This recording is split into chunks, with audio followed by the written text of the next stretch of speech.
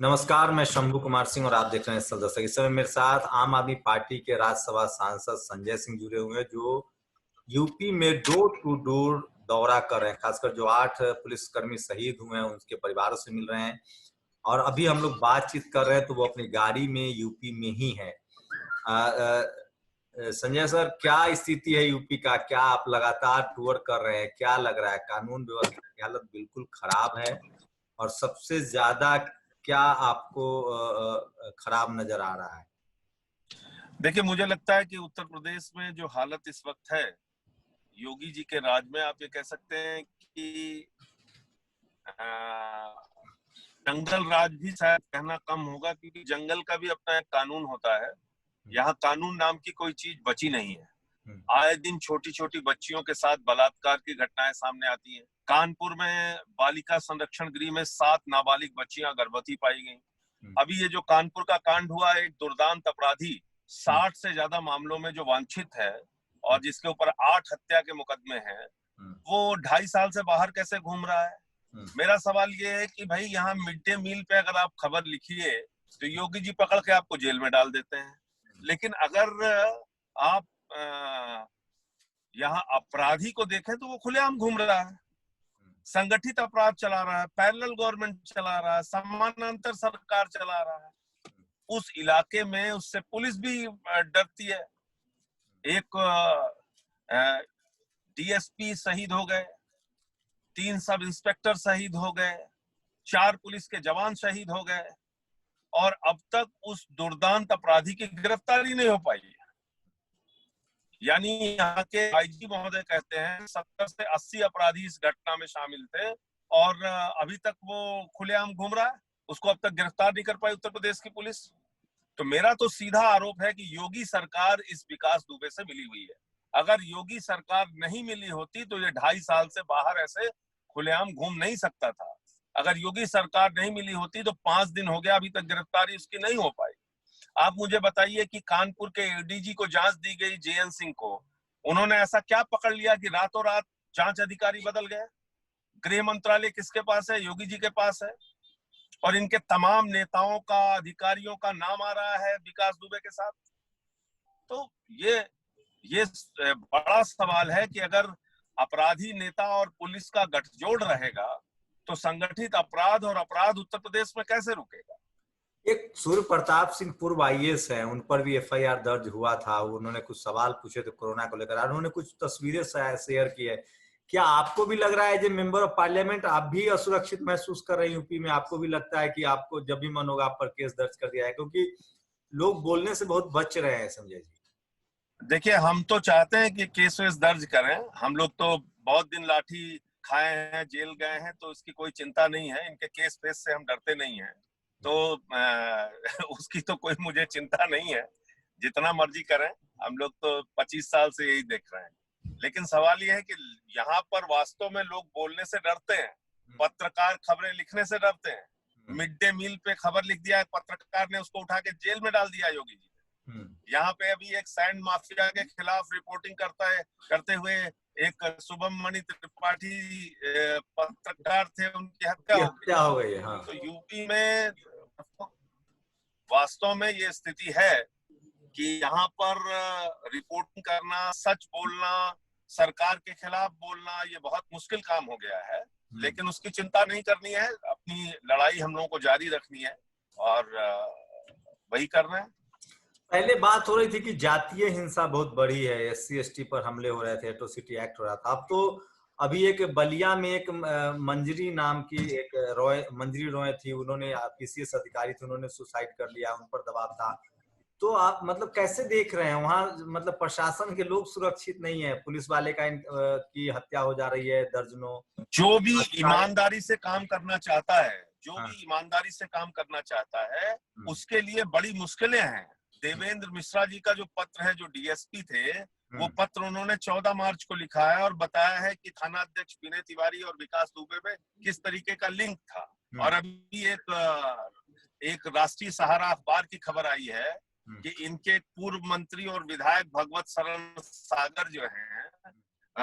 शरण सागर करके हैं, वो धरने पर बैठे थे 98 में इसके लिए। तो मेरा ये कहना है कि इसकी गहनता से जांच होनी चाहिए, हाई कोर्ट के सिटिंग जज से इसकी जांच होनी चाहिए, और तब दूध का दूध पानी का पानी हो पाएगा कि इनके साथ जो इस समय उत्तर प्रदेश में चल रहा है, इस पूरे इस घटना में, इस दुर्दांत अपराधी के साथ किसकी मिली भगत थी, कौन लोग इसको सह दे रहे थे, समर्थन दे रहे थे, तभी पता चल पाएगा। सर एक सवाल और, बस छोटा सा सवाल है कि क्या लग रहा है कि जिस तरह से वहाँ इनकाउंटर का भी दौर चला है और बहुत उथल पुथल जैसे हालात है, यूपी एक क्रूशियल स्टेट है भारत जनसंख्या के लिहाज से देखे तो, लॉ एंड ऑर्डर के हिसाब से देखे तो, फाइनली आप चूंकि लगातार पिछले 15 दिनों से मैं देख रहा हूँ कंटिन्यू आप यूपी में हैं, एक डर जैसा भी है, आम लोग में दहशत है, डरे हुए, कोई बात नहीं करना चाहता है सरकार के खिलाफ या व्यवस्था के खिलाफ, या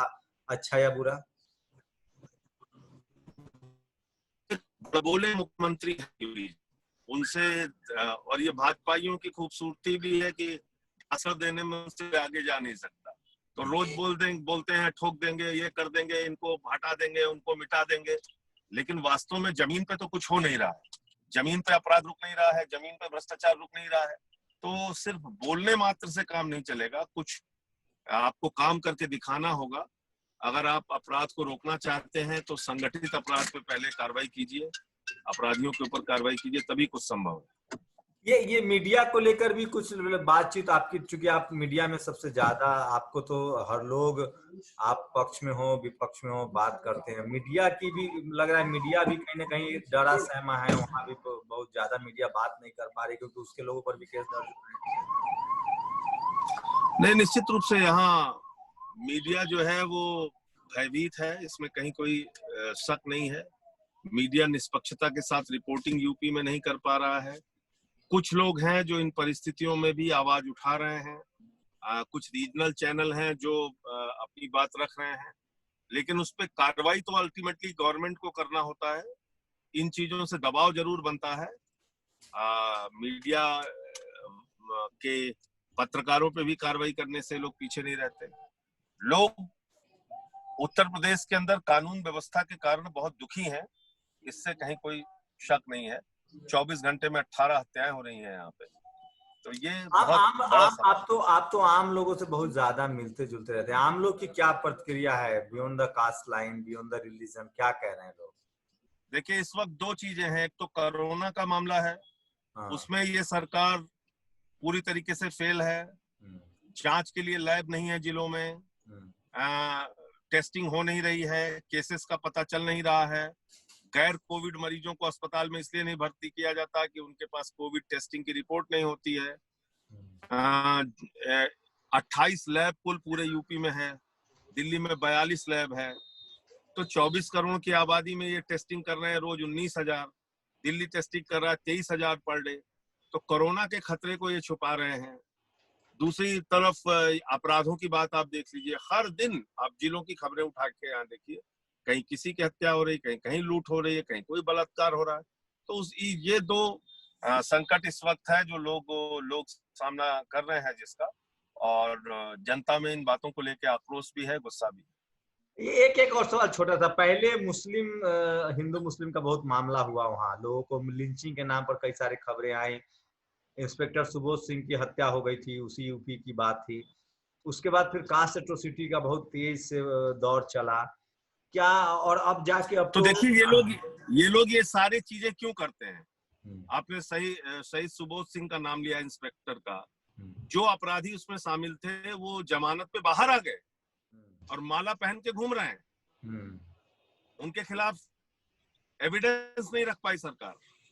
दूसरा आपने जिक्र किया अभी उत्तर प्रदेश के अंदर जो कास्ट और रिलीजन की जो लड़ाई चलती है, उसकी सबसे बड़ी वजह ये है अपने गुनाह और अपराध को छुपाने के लिए, क्योंकि हर मोर्चे पे ये लोग फेल हो चुके हैं, तो ये हथकंडा अपनाते हैं, जाति का हथकंडा, धर्म का हथकंडा, लिंचिंग कराने का हथकंडा। इन हथकंडों को अपनाकर जो वास्तविक मुद्दे हैं, जो जमीनी मुद्दे हैं, उसको पीछे धकेल देते हैं। तो मुझे लगता है कि ये सब कुछ एक सुनियोजित साजिश के तहत किया जाता है, असली मुद्दों से ध्यान भटकाने के लिए। आम अब लोगों मैं से कार्यक्रम में आ गया हूँ सोमनाथ जी बस हो गया, मैं खत्म कर रहा हूँ। आम लोगों की क्या प्रतिक्रिया है, आप तो क्या कहें? लोग भले बोल आम रहे लोगों हैं, में गुस्सा है, आम लोगों में नाराजगी है, आम लोग दुखी हैं सरकार से। ना गुंडा राज ना भ्रष्टाचार, ये नारा था भाजपा का, और आज गुंडा राज भी चरम पर है, भ्रष्टाचार भी चरम पर है। यूपी एकमात्र राज्य है जहां पर 1400 शिक्षक फर्जी डॉक्यूमेंट देके तनख्वाह निकालते हैं, 900 करोड़ रुपए का घोटाला। 25 जगहों पे एक अनामिका शुक्ला के नाम पे तनख्वाह निकलती है। यहाँ पे ग्रास रूट लेवल पे जनता के छोटे छोटे भ्रष्टाचार का सामना करना पड़ रहा है जनता को, लोग दुखी हैं। तो इसलिए मुझे लगता है कि एक अजीब वातावरण पर है। जी शुक्रिया संजय सिंह जी, आपका बहुत बहुत शुक्रिया हमसे बात करने के लिए। आप लगातार यूपी में हैं, यूपी में घूम रहे हैं। नमस्कार। नमस्कार। तो ये मैं आपको दिखा रहा था, आम आदमी पार्टी के राज्यसभा सांसद संजय सिंह थे, रहते हैं, और हम लोग घूमते घूमते बातचीत कर रहे थे कि हकीकत यह है कि यूपी में लोग बात करने से भी डर रहे हैं। क्या ये डेमोक्रेटिक सिस्टम के लिए ठीक है? और मीडिया सबसे बड़ा सवाल है कि जो दिल्ली की मीडिया है, जो दिल्ली यूपी से लगता हुआ है, सारे मीडिया हाउसेस यूपी में आते हैं, फिल्म सिटी में आते हैं, वो बात नहीं कर रहे हैं। तो आप लोग की क्या प्रतिक्रिया यूपी के लोग? और अभी एक खबर आ रही है कि सीएस अधिकारी ने, महिला अधिकारी ने सुसाइड कर दिया है। आप लोग अपनी प्रतिक्रिया जोड़ दीजिए। शुक्रिया। नेशनल दस्तक की आपसे गुजारिश है कि अगर इसको बचाना चाहते हैं तो नेशनल दस्तक को सब्सक्राइब करने के लिए रेड कलर के सब्सक्राइब बटन को दबाएं, फिर बेल आइकन की घंटी दबाएं। नेशनल दस्तक को बचाने के लिए बहुत जरूरी है कि हर खबर को शेयर करें, लाइक करें, कमेंट जरूर करें।